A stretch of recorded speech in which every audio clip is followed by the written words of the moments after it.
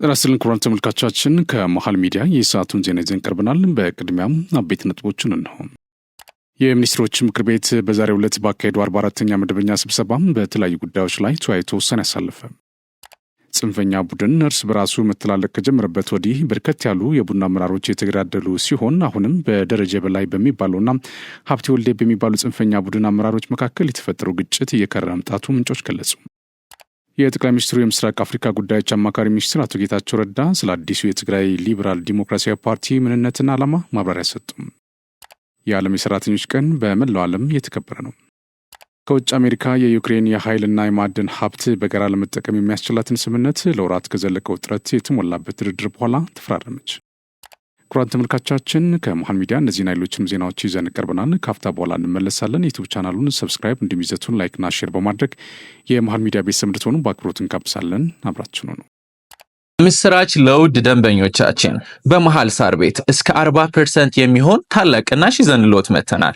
ለመኖሪያ ቢሉ ለኢንቨስትመንት ምቹ በሆነችው ሳር ቤት አፍሪካ ህብረት ፊት ለፊት በማይታመን ዋጋ የመኖሪያ ቤቶችን የግሎ ያድርጉ። ቴምር ሪል ስቴት ከ5 ሚሊዮን 300 ሺህ ብር ጀምሮ ባለ 2 እና ባለ 3 መኝታ ቤቶችን በፈለጉት የካሬ አማራጭ ለመረከቢያ ጊዜው አይጨነቁ። በ2 ዓመት ከ6 ወር ውስጥ ጥንቅቅ አድርገን እናስረክብዎታለን። ለበለጠ መረጃ በ0938 41 44 45 ወይም በ0955 56 46 83 ይደውሉልን። ቴምር ሪል ስቴት።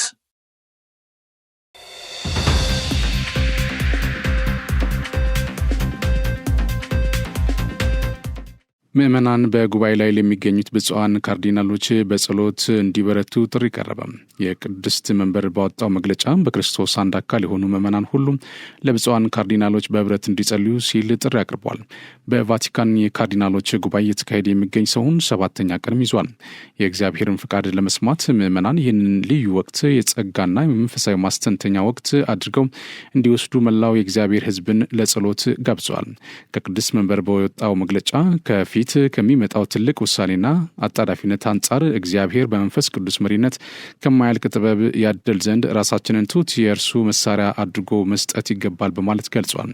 ለቅዱስነታቸው ስርዓተ ቀብርና ለካርዲናሎች ጉባኤ ወደ ሮም ያቀኑት ብፁዕ ካርዲናል አቡነ ብርሃነ ኢየሱስ ሊቃነ ጳጳሳት ዘካቶሊካውያን ምዕመናን አዲስ ርዕሰ ሊቃነ ጳጳሳት እስከሚገኝ ድረስ በጸሎት እንዲበረቱ አደራ ብሏል። የአዲስ ርዕሰ ሊቃነ ጳጳሳት ምርጫ በመጪው ሚያዝያ 29 የሚጀመር ሲሆን 133 ካርዲናሎች እንደሚሳተፉበት ተገልጿል። መረጃው የኢትዮጵያ ካቶሊካዊት ቤተክርስቲያን ነው። የሚኒስትሮች ምክር ቤት በዛሬው ዕለት ባካሄደው 44ኛ መደበኛ ስብሰባ በተለያዩ ጉዳዮች ላይ ተወያይቶ ውሳኔ አሳለፈ።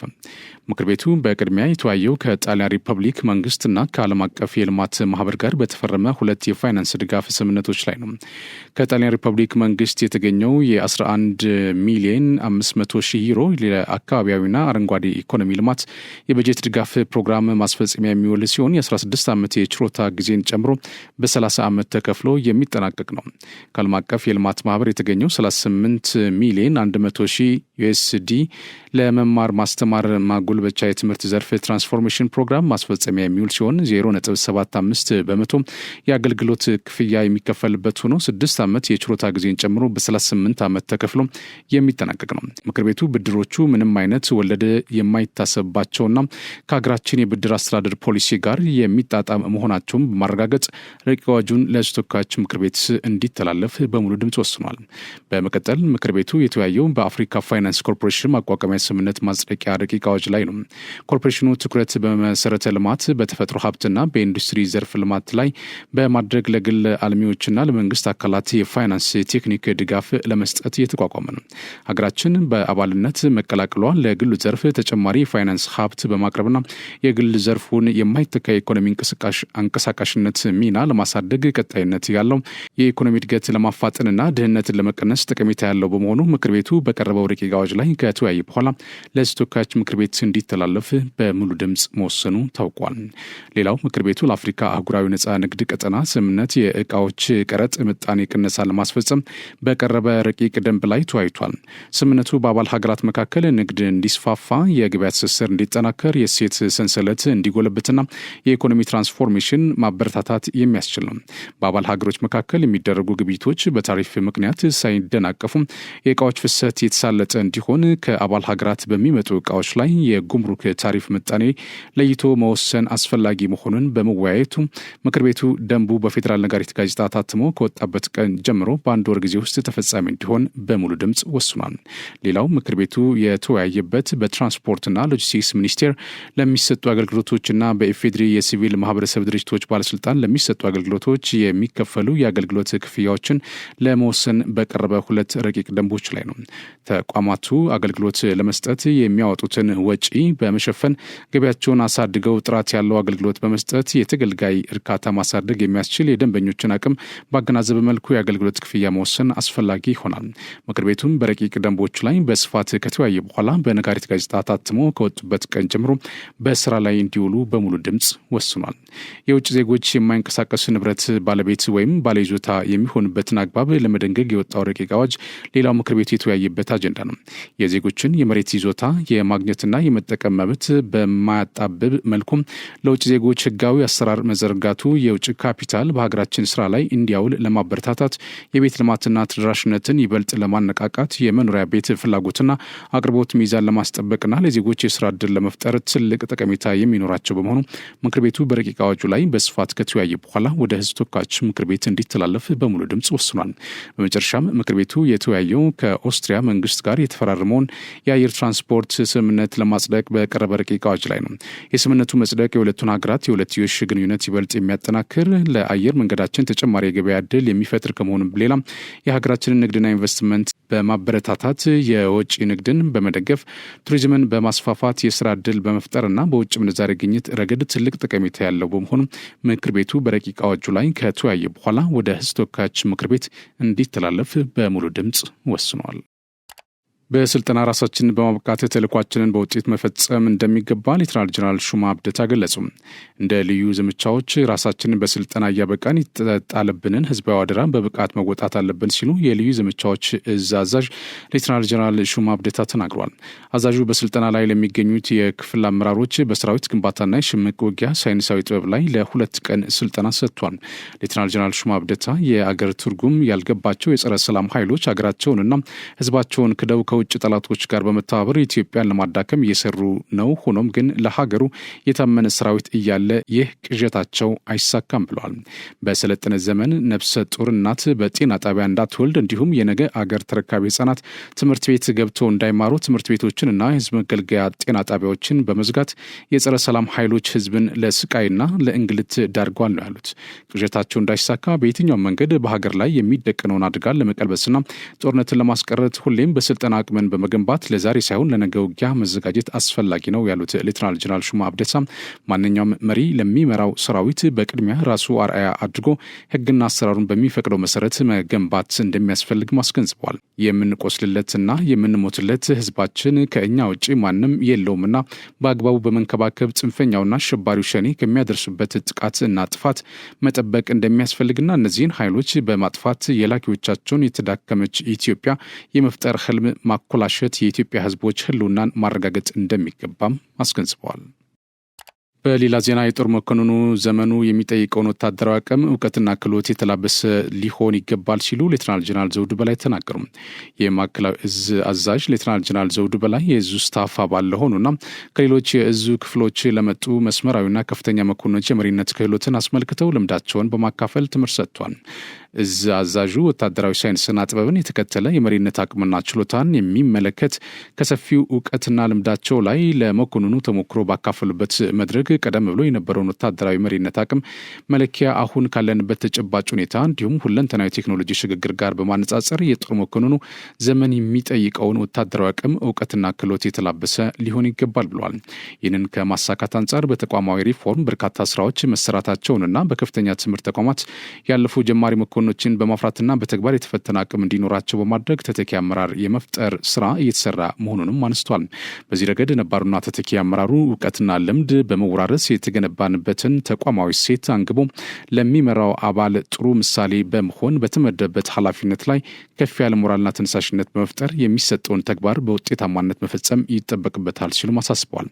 ውትድርና የተለየና የራሱ የሆነ ሳይንስና ጥበብ የሚከተል በጥብቅ ዲሲፕሊን የሚመራ የህይወት መስዋዕትነት በስምር የሚጠይቅና በቅብብሎሽ የሚሻገር ጠንካራ ህግና አሰራር ያለው ሙያ መሆኑን ያብራሩት ሌተናል ጀነራል ዘውዱ በላይ የዓላማ ጽናት ያላቸው በእውቀት የዳበሩ በሳል መሪዎችም የሚፈልቁበት ዘርፍም ነው ሲሉ ተናግሯል።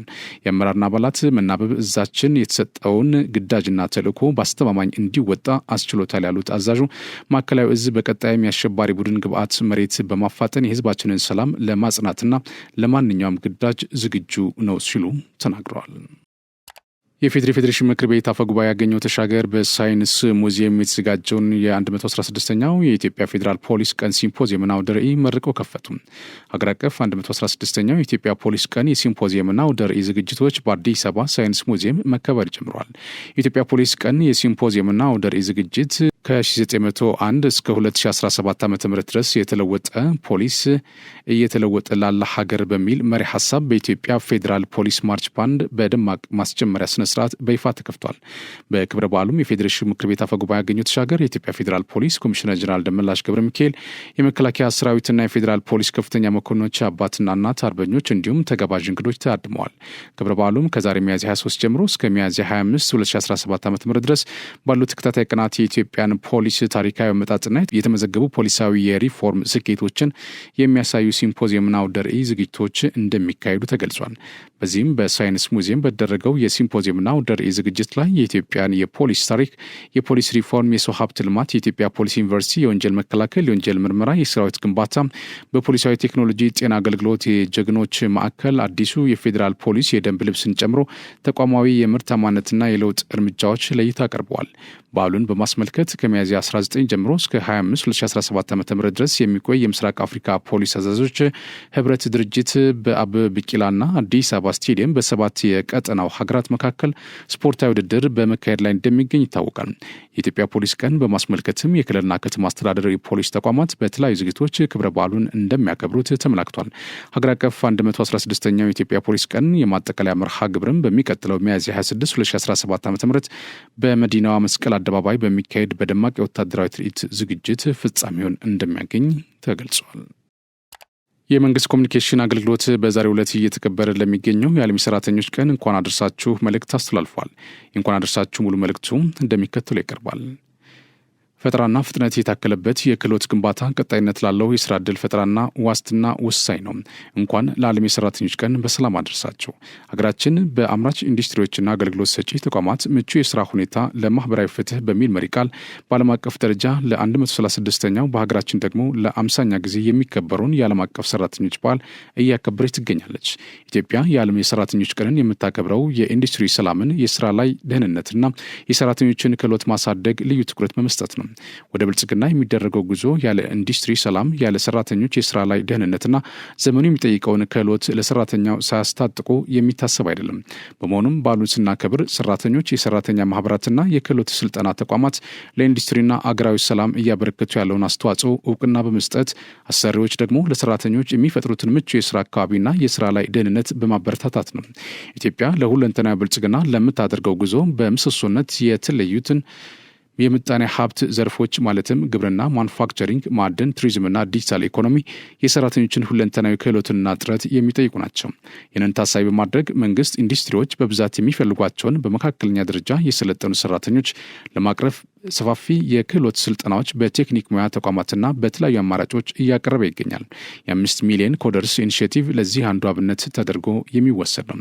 መርሃ ግብሩ ሰራተኞች ለአሁኑና ለቀጣዩ ዲጂታላይዝድ ዓለም ብቁ የሚያደርጋቸውን አቅም የሚገነባ ሲሆን ከዓለም እውቁ የኦንላይን ስልጠና ማዕከል በነጻ የሚሰጡ 4 የስልጠና መስኮች የሚያካትት ነው። የስራ ፈጠራንና ለስራ ፈጠራ ምቹ የሆነ ምህዳር መፍጠር የመንግስት ዋነኛ ትኩረት መካከል ሲሆን ከዚህ አንጻር በዚህ ዓመት በሁሉም የኢኮኖሚ መስኮች ከ3 ሚሊዮን በላይ ስራዎች ተፈጥረዋል። ዜጎች መብታቸው ተጠብቆ በውጭ ሀገራት ስራዎች እንዲሰማሩ ለማድረግ መንግስት ከመዳረሻ ሀገራት መንግስታት ጋር በደረሰው ስምምነት መሰረት ከ340 ሺህ በላይ የውጭ ሀገራት የስራ ዕድሎች ተፈጥሯል። ከዚህም በተጨማሪ ቴክኖሎጂ የፈጠረውን አስቻይነት ሚና በማስፋት ከ45 ሺህ በላይ የርቀት ስራዎች ሪሞት ጆብስ ተፈጥረዋል። እንዲህ አይነት አዳዲስ የስራ ፈጠራ መስኮች እንዲስፋፉ ዜጎች በመንግስት የሚመቻቹ እንደ የ5 ሚሊዮን ኮደርስ አይነት የስልጠና እድሎችን እና ሌሎች በግል ጥረት የሚገኙ የአቅም መገንቢያ መንገዶች በመጠቀም ራሳቸውን ብቁ ማድረግ ይጠበቃል። ይህን ለማሳካት በተለያዩ ደረጃ ያሉ በርካታ የመንግስት ተቋማት ከፍተኛ ጥረትን የጠየቀ ቢሆን ካለው ፍላጎት አንጻር ተጨማሪ ስራዎች እንደሚጠበቁ መንግስት ይገነዘባል። ለዚህም ፈጠራና ፍጥነት የታከለባቸው የፖሊሲና የተግባር ምላሾች ከሁሉም ባለድርሻ አካላት የሚጠበቅ ይሆናል። በዚህ አጋጣሚ የሲቪል ማህበረሰብ ተቋማት፣ የትምህርትና ስልጠና ተቋማት፣ የግሉ ዘርፍ የሰራተኛ ማህበራትና ሌሎችም ባለድርሻዎች የድርሻቸውን እንዲወጡ ጥሪውን ያስተላልፋል። የመንግስት ኮሚኒኬሽን አገልግሎት። ይህ ዜና በቀጥታ የሚተላለፍላችሁ ከመሃል ሚዲያ ነው። ዜናዎቻችን ይቀጥላሉ። የጠቅላይ ሚኒስትሩ የምስራቅ አፍሪካ ጉዳዮች አማካሪ ሚኒስትር አቶ ጌታቸው ረዳ ስለ አዲሱ የትግራይ ሊበራል ዲሞክራሲያዊ ፓርቲ ምንነትና ዓላማ ማብራሪያ ሰጡ። በማብራሪያቸው ፓርቲው ዘመኑ የሚዋጀው አወቃቀር ያለውና የትግራይን ወቅታዊ ችግር ከዓለም ነባራዊ ሁኔታ ጋር በማስተሳሰር ዘላቂ መፍትሄ የሚያመጣ ርዕዮተ ዓለም ያለው መሆኑን አብራርተዋል። በዚህም በርከት ያሉ የትግራይ ፖለቲከኞች፣ ምሁራኖችና በየደረጃው ያሉ ወጣቶች የሚካተቱበት እንደሆነም ተመላክቷል።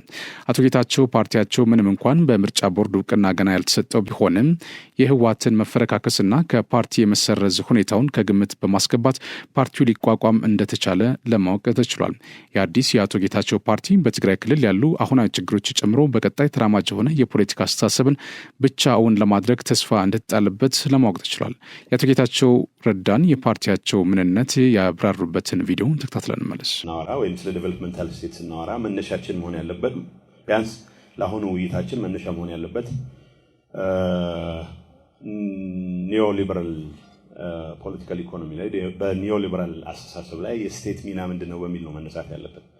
ምክንያቱም የዴቨሎፕመንታል ስቴት የሚባለውን ልማታዊ መንግስት የሚባለውን ዲፋይን የሚያደርገው ካራክተሪስቲክ የመንግስት ኢኮኖሚ ውስጥ ያለው ሚና ነው። ስለዚህ መነሻው በኒዮሊበራል ፖለቲካል አስተሳሰብ ውስጥ መንግስት ምን አይነት ሚና ሊኖረው ይገባል። ምክንያቱም ክላሲካል ወደሆነ ኢኮኖሚክ አስተሳሰብ ክላሲካል ወደሆነ ሊበራል አስተሳሰብ ብንገባ እንትናችንን በጣም ያረዝምብናል። ስለዚህ በኒዮሊበራል ፖለቲካል ፓራዳይም ውስጥ የስቴት ሚና ምንድነው የሚለውን ነገር በማንሳት ነው። ለዚህ በምንሰጠው መልስ ላይ ተመስርተን ነው ዴቨሎፕመንታል ዴሞክራቲክ ስቴት የሚባለው ልማታዊ ዴሞክራሲያዊ መንግስት ምንድነው የሚለውን ነገር ለማንሳት ብቻ ነው። ስለዚህ ሴንትራል መነሻችን የመንግስት ሚና ነው። ኢኮኖሚ ውስጥ መንግስት ሊኖረው የሚችለውና የሚገባው ሚናን በሚመለከት ነው። ስለዚህ በኒዮሊበራል ፖለቲካል አስተሳሰብ ውስጥ መንግስት የፕራይቬት ፕሮፐርቲ ማስከበርና ኮንትራክቶችን ኢምፕሊመንት ማድረግ ኢንፎርስ ማድረግ ላይ ብቻ የኮንፋይንድ የሆነ ናይት ዎችመን ስቴት መሆን አለበት ብሎ ያምናል። ስለዚህ መንግስት በኢኮኖሚ ውስጥ ያለው ሚና በነጋዴዎች መሃል የተገቡ ውሎችን ማስፈጸም ኢንፎርስ ማድረግ፣ የግለሰቦችን የንብረት መብት ማስጠበቅ ነው። ከዛ በዘለለ የሚፈተፍትበት ምክንያት የለውም። ስለዚህ ሁለት መነሻዎች አሉት። መንግስት ኢኮኖሚ ውስጥ መግባት የለበትም ብሎ ሲከራከር በኒዮሊበራል ፖለቲካ አስተሳሰብ የመንግስት ሚና በዚህ ደረጃ መወሰን አለበት፣ ናይት ዎችማን ስቴት ነው መኖር ያለበት ሲባል ሁለት መሰረታዊ መነሻዎች አሉት።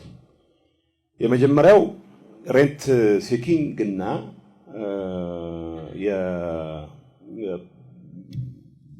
የሰዎች ኔቸር ስግብግብነት ኔቸር ራሱን ችሎ የመንግስትን ሚና እንዲገድም ማድረግ መቻል አለበት የሚል አስተሳሰብ ነው። ይሄ የፖለቲካል ኢኮኖሚ አስፔክቱ ነው። የፖለቲካል ኢኮኖሚ አስፔክት አንድ መንግስታት በኢኮኖሚ ውስጥ በሚገቡበት ሰዓት ሁሉም ራሽናል አክተርስ ናቸው። ራሽናል አክተርስ ደግሞ ግሪድ ላይ የተመሰረተ ባህሪ ነው ያላቸው። ሰልፍ ኢንትረስት ፕሮሞት የማድረግ የራስን ጥቅም ሁሌም የማስቀደም አዝማሚያ የመንግስታትም የግለሰቦችም የሁሉም አክተሮች ነው ኢኮኖሚ ውስጥ። ስለዚህ በመጀመሪያ ደረጃ የመጀመሪያው እንዳልኩት ፖለቲካል ኢኮኖሚው በሬንት ሲኪንግ ትንሽ ስለ ሬንት ሲኪንግ እና ስለ ሬንት ክሪኤሽን የተወሰነ ነጥብ ማንሳት ያስፈልጋል። ሰዎች ሲያመርቱ አንድ ነገር ሲሰሩ ወይም ቴክኖሎጂ ሲፈጥሩ ወይ ዕቃ ሲያመርቱ ትርፍ ለማግኘት የሚጠቀሙበት መንገድ ፕራይስ በማርጂናል ኮስት ላይ ተመስርቶ ሴት የሚደረግ ፕራይስ አለ። ኦቨር ኤንድ አባቭ that part the opportunity cost of የአሴት ነው ትርፍ የሚገኘው።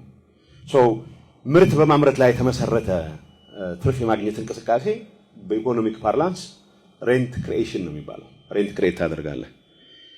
ሰዎች ምንም አይነት ፕሮዳክሽን ውስጥ ሳይገቡ ከመንግስት ጋር ባላቸው ቁርኝት ምክንያት ሪሶርስ ሲቀራመቱ ግን ሬንት ሲክ ያደርጋሉ ነው የሚባለው። ኪራይ ሰበስባሉ የሚባለው ማለት ነው። አሁን ኪራይ መሰብሰብ የሚባለው በጣም አቢዩዝድ የሆነ ኮንሰፕት ነው። በየቦታው ሲሰሙ ኪራይ ሰብሳቢ ምን ማለት እንደሆነም በማትረዱበት ደረጃ ነው። በጣም የተዘበራረቀ ትርጉም ነው የሚሰጠው። በተግባር ግን የሰን ኢኮኖሚክ ኮንሰፕት ምንድነው? ሰዎች በሰሩት ነገር ላይ ተመስርተው ከማርጂናል ኮስቱ በላይ ሴት በሚያደርጉት ፕራይስ ላይ ተመስርተው የሚያገኙት ፕሮፊት እንደተጠበቀ ሆኖ ይሄ ሬንት ክሪኤሽን የሚባለው ነው። ከዛ ውጭ ከመንግስት ጋር ባለ ቁርኝት ምክንያት መንግስት የተፈጥሮ ሬንት የማከፋፈል እድሉ ስላለው ያንን ሬንት የመሰብሰብ እንቅስቃሴ ቴንደንሲ ነው ሬንት ሲኪንግ ይባላል። ስለዚህ ማንኛውም የግል ጥቅሙን ብቻ የሚያሳድድ አክተር ባለበት ኢንቫይሮንመንት ውስጥ ከመንግስት ጋር መጠጋት ሬንት ኮሌክት ከማድረግ ጋር ብቻ ነው የሚያያዘው የሚል አሳምፕሽን ነው የኒዮሊበራል አሳምፕሽን።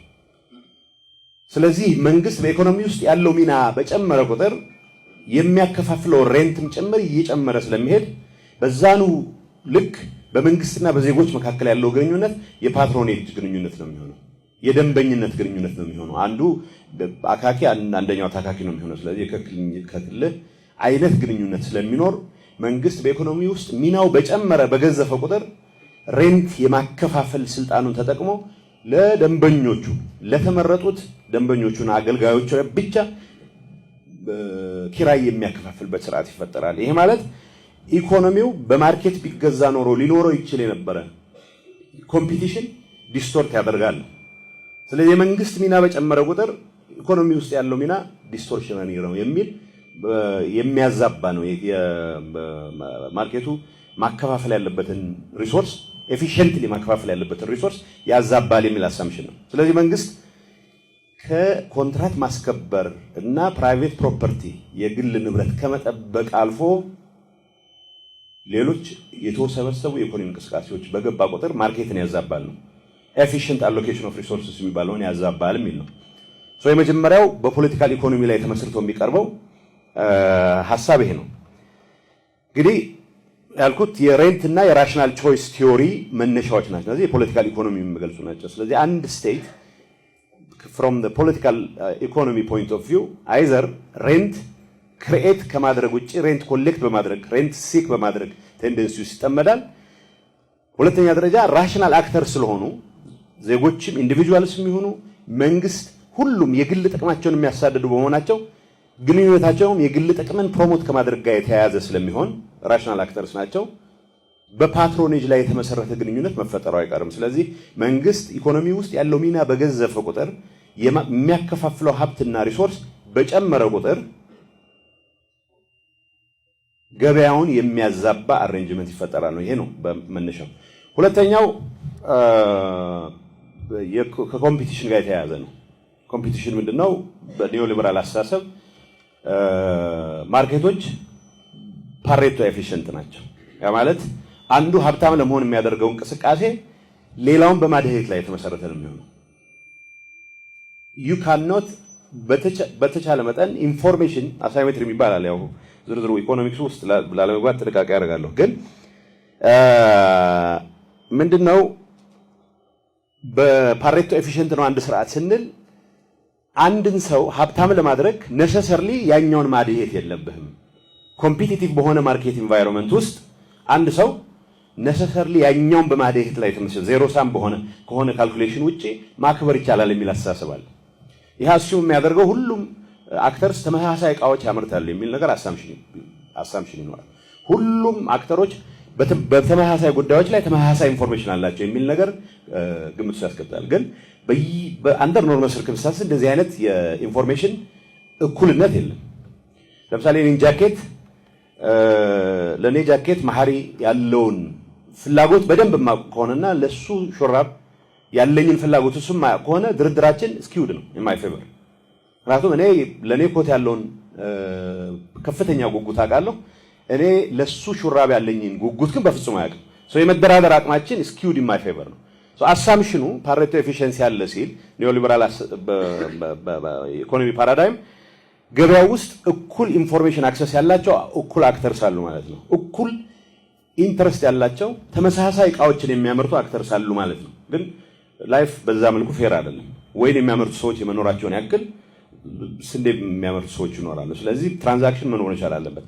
ስንዴና ዋይን ማን በየትኛው ኢንፎርሜሽን ላይ ተመስርቶ ማን የተሻለ አድቫንቴጅ ይኖራል የሚለው ነገር አልቲሜትሊ ማርኬት በተፈጥሮ ማርኬት በብልሁን የሚመራውና ራሱን የቋራ ኦሜድላ ክፍለ ጦር በማለት የሚጠራው የጸረ ሰላም ኃይል ክንፍ ከነ ሀብቴ ወልዴ ከሚባለው አደረጃጀት ወጥቶ ወደ ደረጀ የሚባል ጽንፈኛ ቡድን አመራር ለመግባት ከጫፍ መድረሱ ምንጮች ገለጹ።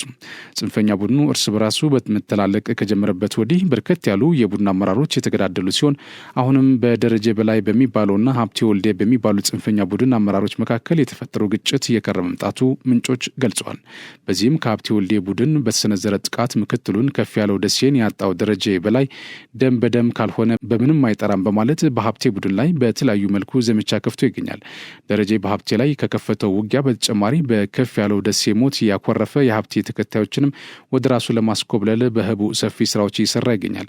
በዚህም በከፍ ያለው ደሴ ሞት ምክንያት ከሸጋው ጌታቸውና ሀብቴ ከሚባሉ ጋር ያለመግባባት ውስጥ የገባውን ብልሁን የተባለ የቡድኑን መሪ ከራሱ ጎን አሰልፎታል ሲሉ ምንጮች ገልጿል። በዚህም ብልሁን የሚመራው ታጣቂ ይዞ ወደ ደረጀ ቡድን ለመግባት እንቅስቃሴ መጀመሩም ታውቋል። ይህም ይሳካ ዘንድ ብልሁን ሸጋው ወደኛ አይምጣ የሚል ተቃውሞ እያሰማ ያለ ሲሆን ውስጥ ለውስጡን ደግሞ ከደረጀ ጋር ታጣቂውን ከነመሳሪያ ይዞ የሚወጣበትን ሁኔታ እያመቻቸ ይገኛል። ብልሁን ተሳክቶለት ከነታጣቂው ወደ ደረጀ የሚገባ ከሆነ ያኔን ሀብቴ ውድቀት እንደሚረጋገጥም ለምንጮች የደረሳቸው መረጃ አመላክቷል። ይህ እንዲሆን ደረጀ የሚባለው ጽንፈኛ ያለ የሌለ አቅሙን ተጠቅሞ ወደ ብልሁ ኃይል ታጣቂውን እያስጠጋ እንደሚገኝም ለማወቅ ተችሏል። በትጥቅ የሚደረግን የጥፋት መንገድ በማስቀረት በንግግር ዘላቂ ሰላም ለመፍጠር በመንግስት እየተደረገ ያለውን ጥረት የሚደነቅ መሆኑን በምዕራብ ጎንደር ዞን የገንዳ ውሃ ከተማ አስተዳደር የመንግስት ሰራተኞች ተናገሩ። በገንዳ ውሃ ከተማ አስተዳደር የጥፋት ክንዶችን መዘዛቸው በሚል መሪ ሀሳብ ከመንግስት ሰራተኞች ጋር የምክክር መድረክ ተካሂዷል። ከመድረኩ ተሳታፊዎች መካከል አቶ አራጋው ፈንታ በክልሉ የተለያዩ አካባቢዎች ወንጀል እየፈጸመ ያለው የጽንፈኛ ቡድን ብዙ ነገሮችን እያስተጓጉለና ሰዎችንም እየጎዳ መሆኑን አንስቷል። በመሆኑም የታጠቁ ቡድኖች የህዝብ ሰላም ስጋት በመሆናቸው በየአካባቢ ብዙዎች ለምሬትና እንግልት ተዳርገናል ያሉት አቶ አራጋው የመንግስት የሰላም ጥሪ በመቀበል ዘላቂ ሰላም እንዲፈጥሩ ጠይቋል። የትኛውንም አይነት የፖለቲካ ጥያቄ የሚያነሳ አካል ጠመንጃውን አውርዶ የውይይት አማራጮችን እንዲከተል በመንግስት እየቀረበ ላለው ተደጋጋሚ ጥሪም አድናቆታቸውን ገልጿል። ሌላኛው የመንግስት ሰራተኛ አቶ ያዤ ሽባባውና ወይዘሮ ወርቄ ዋኛው በህዝብ ላይ ዘረፋ፣ እገታና ግድያ እየፈጸሙ ያሉ የታጠቁ የጥፋት ቡድኖችና ከጸጥታ ኃይሉ ጎን በመሆን በጋራ መታገል አለብን ብሏል። የጥፋት አማራጭ በመከተል በህዝብ ላይ በደል እየፈጸመ ያለ ጽንፈኛ ቡድን ከድርጊቱ እንዲታቀብና የመንግስትን የሰላም ጥሪ እንዲቀበልም ጠይቋል። የገንዳ ውሃ ከተማ አስተዳደር ተቀዳሚ ምክትል ከንቲባ አብዱልከሪም መሐመድ የህዝብና የመንግስት ትብብር በተጠናከረ መልኩ ከቀጠለ የማይፈታ ችግር የማይጋለጥና ተጠያቂ የማይሆን ወንጀለኛ አይኖርም ብሏል። በመሆኑም የከተማዋን ብሎም የአካባቢውን ሰላም በጋራ በማስጠበቅ ልማታችንን ለማስቀጠል ጥረታችንን ይቀጥላል ሲሉ አረጋግጧል። በዚህ ረገድ በተለይም የመንግስት ሰራተኛው ድርብ ኃላፊነት ያለው መሆኑን አንስተው ለሰላምና ልማት እጅ ለእጅ ተያይዘን መስራት ይገባናል ብለዋል። ባለፉት ዓመታት የነበረው የጸጥታ ችግር ተወግዶ ሰላም በመስፈኑ ሁለንተናዊ ተጠቃሚነታቸውን ለማረጋገጥ እየሰሩ መሆናቸውን የምስራቅ ቦረና ዞን ነዋሪዎች ተናገሩ።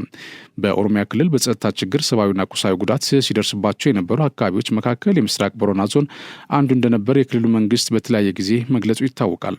ኢዜአ ያነጋገራቸው የዞን ነዋሪዎች እንዳሉት ባለፉት ዓመታት በአካባቢያቸው የነበረውን የጸጥታ ችግር በማስወገድ መንግስት በወሰደው ሕግ የማስከበር እርምጃ አሁን ላይ አስተማማኝ ሰላም በመስፈኑ በሁሉም መስክ ስኬታማ ለመሆን እየሰሩ ነው። ከዞኑ ከነዋሪዎች መካከል አባገዳ ገናሌ አጋ በሰጡት አስተያየት ባለፉት ዓመታት በዞኑ በነበረው የጸጥታ ችግር በሰው ሕይወትና ንብረት ላይ ጉዳት መድረሱን ያስታውሳሉ። በዞኑ በተወሰኑ መልኩ የተሽከርካሪ እንቅስቃሴ ተገድቦ ትምህርት ተቋርጦ ሌሎች መሰረተ ልማቶች በመውደማቸው በተለይ እናቶችና ህጻናት ለከፍተኛ ጉዳት ተዳርገው እንደነበር ገልጿል። እሳቸውም ከሀገር ሽማግሌዎችና ከሃይማኖት አባቶች ጋር በመሆን ችግሩ በውይይት እንዲፈታና ታጣቂዎች ወደ ሰላም እንዲመለሱ በኃላፊነት ሲሰሩ መቆየታቸው ተናግሯል። ይህም ፍሬ አፍርቶ የዞኑ ሰላም በመመለሱ አርሶ አደሩ ያለ ስጋት እያረሰ ህጻናት ትምህርታቸውን ላይ ማተኮራቸውንም ጠቅሷል። ሌላው የነገሌ ቦረና ከተማ ነዋሪ አቶ ግርማ አሊ የሰላም ጥቅም የሚታወቀው ሰላም ሲጠፋ እንደሆነ በተግባር ማየታቸውን አስታውሰው በነበረው ችግር ከቦታ ቦታ በመንቀሳቀስ ማህበራዊና ኢኮኖሚያዊ ክንዋኔዎችን ለመተግበር ተቸግረው መቆየታቸውን ተናግረዋል። አለመግባባቶች በውይይት እንዲፈቱ መንግስትም ከህግ ማስከበር ጎን ለጎን በሆደ ሰፊነት የጀመረውን የሰላም አማራጭ አጠናክሮ እንዲቀጥል ጠይቋል። የነገሌ ቦረና ሁለተኛ ደረጃ ትምህርት ቤት ምክትል ርዕሰ መምህር አብነት ሸዋንግዛው የነበረው የጸጥታ ስጋት በትምህርት ስራ ላይ ቀላል የማይባል ችግር ፈጥሮ አልፏል ብሏል። ከመንግስት የህግ ማስከበር ስራ ጎን ለጎን ዘላቂ ሰላም እንዲመጣ መምህራን ለተማሪዎቻችን የስነ ልቦናና የስነ ምግባር ትምህርት እየሰጠን ነው ብሏል። አሁን ላይ ሰላም በመስፈኑ የመማር ማስተማር ስራም ያለ ስጋት እየተከናወነ እንደሆነም ገልጿል። የከተማው ነዋሪና የ11ኛ ክፍል ተማሪ ኃይሌ ጊሱ ሰላም ለኛ ለነገ ሀገር ተረካቢ ተማሪዎች በእጅጉ ያስፈልገናል ብሏል። ባለፉት ዓመታት የጸጥታ ስጋት በፈጠረው ችግር ወደ ትምህርት ቤት ለመሄድ መቸገራቸውን አስታውሶ አሁን በተገኘው ሰላም በትምህርት ውጤታማ ለመሆን እየተጋ መሆኑንም አክለዋል። የአሜሪካ ዲቪ ሎተሪ 2026 አሸናፊዎች ቅዳሜ ሚያዝያ 25 2017 ዓ.ም ይፋ ይደረጋል። ለዲቪ 2026 ማመልከቻ የሞሉ በዲቪ ፕሮግራም .state.gov ብቻ የማረጋገጫ ቁጥራቸውን በማስገባት ውጤቱን ወይም ማሸነፍ አለማሸነፋቸውን መመልከት ይችላሉ። የማረጋገጫ ቁጥር ማመልከቻው ሲሞላ የተሰጠ ነው። ይህ ቁጥር የጠፋበት ፎርጌት ኮንፈርሜሽን ነምበር በማለት አስፈላጊ መረጃ በመሙላት በኢሜይል አዲስ ቁጥር ማግኘት ይችላል። ለ2026 የፊስካል ዓመት እስከ 55,000 የሚደርስ የዳይቨርሲቲ ቪዛ ተዘጋጅቷል። ይህ ቁጥር ብቁ የሆኑ ሀገራትን ሁሉ የሚያጠቃልል ሲሆን ኢትዮጵያም አንዷ ናት። የዲቪ ሎተሪ መውጫ መደረሱን ተከትሎም የዲቪ ሎተሪ አሸንፋቸዋል፣ ከአሜሪካ ኤምባሲ ነው የምንደውለው፣ ይህን ኢሜይል ቴክስት የምንልከው በማለት የሚያጭበረብሩ አካላት ስለሚኖሩ አመልካቾች ሊጠነቀቁ ይገባል። እንደ አንድ አመልካች ዲቪ 2026 ደርሶት እንደሆነና እንዳልሆነ ማወቅ የሚቻልበት ብቸኛው መንገድ ከላይ የተጠቀሰው ድረገጽ ብቻ ነው። አሜሪካ በየዓመቱ ከአፍሪካ ኢትዮጵያን ጨምሮ ኤዚያ፣ አውሮፓ፣ ሰሜን አሜሪካ፣ ደቡብ አሜሪካና አውስትራሊያ 55,000 ሰዎችን በዲቪ ሎተሪ ወደ ሀገሯ ታስገባለች። ይህ ዜና በቀጥታ የሚተላለፍላችሁ ከመሃል ሚዲያ ነው። ወደ ውጭ እናልፋለን። ምስራች ለውድ ደንበኞቻችን በመሃል ሳር ቤት እስከ 40% የሚሆን ታላቅ ቅናሽ ይዘንልዎት መተናል። ለመኖሪያ ቢሉ ለኢንቨስትመንት ምቹ በሆነችው ሳር ቤት አፍሪካ ህብረት ፊት ለፊት በማይታመን ዋጋ የመኖሪያ ቤቶችን የግሎ ያድርጉ። ቴምር ሪል ስቴት ከ5 ሚሊዮን 300 ሺህ ብር ጀምሮ ባለ 2 እና ባለ 3 መኝታ ቤቶችን በፈለጉት የካሬ አማራጭ ለመረከቢያ ጊዜው አይጨነቁ። በ2 ዓመት ከ6 ወር ውስጥ ጥንቅቅ አድርገን እናስረክቦታለን። ለበለጠ መረጃ በ0938 41 44 45 ወይም በ0955 56 46 83 ይደውሉልን። ቴምር ሪል ስቴት። አሜሪካ የዩክሬን የኃይልና የማዕድን ሀብት በጋራ ለመጠቀም የሚያስችላትን ስምምነት ለወራት ከዘለቀ ውጥረት የተሞላበት ድርድር በኋላ ተፈራረመች። ሁለቱ ሀገራት ዩክሬን ከሩሲያ ጋር እያደረገችው ባለው ጦርነት የተጎዳው ኢኮኖሚዋ እንዲያገግም ለማድረግ የሚያስችል የመልሶ ግንባታ ኢንቨስትመንት ፈንድ ለማቋቋም ተስማምተዋል። የአሜሪካ ግምጃ ቤት ኃላፊ ስኮት ቤሰንት ስምምነቱ ዩክሬን ውስጥ ዘላቂ ሰላምና ብልጽግና እንዲመጣ ለማድረግ ሁለቱም ሀገራት ቁርጠኛ መሆናቸውን ያሳየ መሆኑን ተናግሯል። ከአሜሪካ ወታደራዊ ድጋፍ ለማግኘት ለምትሻው ዩክሬን አሁን የተደረገው ስምምነት ወሳኝ ተደርጎ ታይቷል። ዩክሬን እንደ ግራፋይት፣ ቲታኒየም እና ሊቲየም የተባሉት ወሳኝ ማዕድናት ሰፊ ክምችት እንዳላት ይታመናል። እነዚህ ማዕድናት ለታዳሽ ኃይል፣ ለወታደራዊ ስራዎች እና በኢንዱስትሪ መሰረተ ልማት ውስጥ ጥቅም ላይ ስለሚውሉ በእጅጉ ተፈላጊ ናቸው። ይህ የሁለቱ ሀገራት ስምምነት መፈጸሙ የተሰማው አሜሪካ የዓለሙን 90% የሚሆን ብርቅዬ ማዕድናት ክምችት ካላት ቻይና ጋር የንግድ ጦርነት ውስጥ ባለችበት በዚህ ወቅት ነው። የአሜሪካ ግምጃ ቤት ረቡዕ ዕለት ያወጣው መግለጫ እንደሚያስፈረዳው አዲስ የተመሰረተው የአሜሪካና ዩክሬን የመልሶ ግንባታ ኢንቨስትመንት ፈንድ ሩሲያ ዩክሬንን ከወረረችበት የካቲት 2022 ጀምሮ ዋሽንግተን ለኪየቭ ለላከችው ከፍተኛ የፋይናንስና ቁሳዊ ድጋፍ እውቅና ሰጥቷል። አሜሪካ ግምጃ ቤት ኃላፊ በቪዲዮ ባወጡት መግለጫ ስምምነቱ የዩክሬን የእድገት ሀብት ለመክፈት የሚረዳ መሆኑን ተናግሯል። ስምምነቱ ይፋ ያደረገበት የቋንቋ አጠቃቀም በትራምፕ አስተዳደር ከተለመደው በበለጠ መልኩ ለዩክሬን አጋርነት ያሳየ ነው።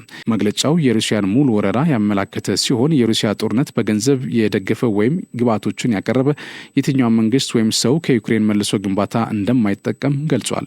እስካሁን ድረስ ስምምነቱን በተመለከተ ከክሬምሊን የተሰማ ምላሽ የለም።